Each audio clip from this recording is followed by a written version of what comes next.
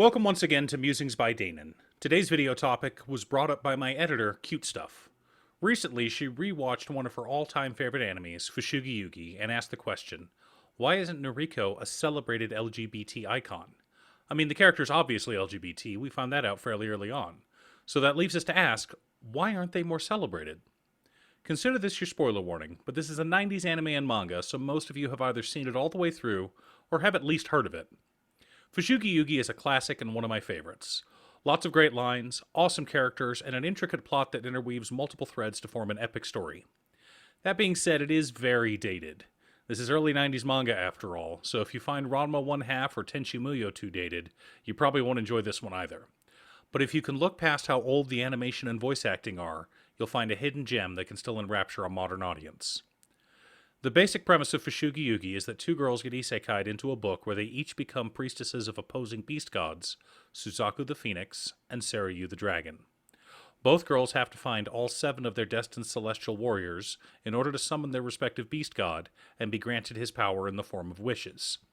The story mostly follows the adventures of Miyaka, the priestess of Suzaku. One of the celestial warriors of Suzaku is Nuriko. Nuriko is introduced fairly early on in the series in episode 3. When we first meet her, she tells Miyaka that her name is Korin.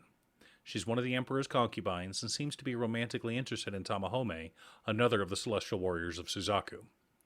Her flirting is just a ruse, though, as before the end of episode 4 we find that Korin is actually in love with the Emperor, Hotohori.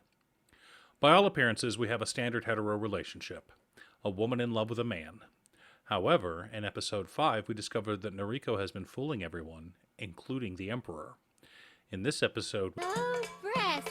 You're a man! A physical male who dresses and presents themselves as a female and is in love with a male. So now it starts to appear that Nuriko is trans, especially with her pronouncement that I may be a guy. I'm a woman at heart. Nuriko continues to wear dresses until episode 9, when she begins traveling with Miyaka, the priestess. Two women traveling alone together in ancient China is a recipe for disaster, so Nuriko braids up her hair and begins dressing as a man. She also stops referring to herself with feminine pronouns. Nuriko stops referring to herself as Korin as well. Nuriko is Nuriko. Nuriko does return to the palace several times later on, but always dressed as a man. This does not stop Nuriko from continuing to profess his love for the Emperor, though. The 90s didn't have as many labels as we do now. The term cis wasn't in use, and the LGBT acronym wasn't widely used outside of activism. Lesbian, gay, and bisexual were all common enough, but transgender hadn't caught on yet. No one knew what demisexual meant, and asexual was considered a mental disorder. With all that said, using modern labels, we can see that towards the end of the season, Nuriko is gay, and not trans. Near the beginning of Season 2, we find out why Nuriko was in the Imperial Palace in the first place, why he was dressed as a woman, and his entire backstory. Nuriko had a younger sister, Korin, who died in an accident. Nuriko was unable to get over her death, or to put it another way, unable to let her go. In order to keep her alive, Nuriko, in his young mind, becomes Korin. He grows his hair out, acts feminine, and even adopts his dead sister's name. I would also say that Nuriko is more androgynous as the series goes on. Though he's now dressed in men's clothing, the colors he wears are pinks and purples, almost an homage to his years spent as Korin. Eventually, Nuriko cuts off their hair and embraces masculinity. Now, this is not meant to be a slight against trans culture or even androgynous culture. Nuriko's story is about one person dealing with grief from a young age. Nuriko was only about 6 when his 4-year-old sister died. His sister was his whole world. When she died, he was unable to cope, and in his child's mind, he thought the best way to deal with this was to become his sister. Eventually, as Nuriko grows as a character, he's able to work through his trauma and allow his sister to finally rest, at the same time becoming the man he was meant to be. But is Nuriko actually gay? Midway through Season 2, Nuriko confesses his feelings for Miyaka. He says he is in love with her, and is no longer in love with Hotohori. He still loves the man, but only wants the best for him, and no longer expresses romantic feelings for him. From a cynical point of view, you could say that Nuriko was just experimenting or only became gay due to childhood trauma, pretending to be a woman, trying to seduce the Emperor, flirting with Tamahome. Were all of these just Nuriko trying to deal with the trauma of losing his sister at a young age?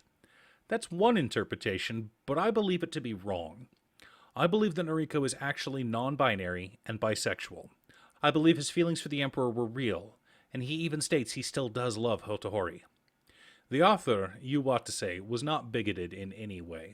Otherwise, she never would have included the character Tomo. Though not as flamboyant as Nuriko, he clearly expresses his interest in men instead of women. LGBT culture teaches us to embrace ourselves and our feelings. Express who you are, and even if you change later on down the road, that's okay. Experiment, live life to the fullest, and love with all your heart. Through the series, you see Nuriko become more confident in embracing who he is as he overcomes his trauma. Nuriko proudly displays all these features and should be considered an LGBT icon. But that still doesn't answer the question of why Nuriko isn't celebrated. I believe this has to do with how unknown the show is. Very few people have ever seen or even heard of Fushigi Yuugi.